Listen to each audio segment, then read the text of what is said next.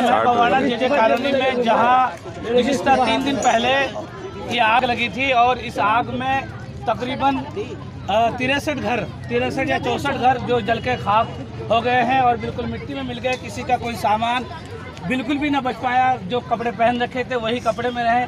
और अब तक वैसे तो दावे बहुत सारे किए गए हैं, सरकार की तरफ से ले लीजिए या उसी तरीके से जमीयतुल उलमा हिंद की 2 टीम आई है उनकी तरफ से भी, लेकिन अब तक ब्रेड और दूध के अलावा कोई दूसरी चीज़ मुहैया ना करा सकी। और यहाँ तक कि सिर्फ और सिर्फ पुराने कपड़े उसी से मदद किए और बड़े बड़े बैनर और बड़े बड़े दावे करते हैं। लेकिन अब तक सरकार से लेकर के एमएलए और उसी तरीके से हमारा जो क्या कहते हैं नगर निगम का जो हमारे ब्रह्म प्रकाश जी हैं, उन्होंने भी अब तक वादे किए हैं लेकिन कुछ नहीं पहुंचा है अब तक।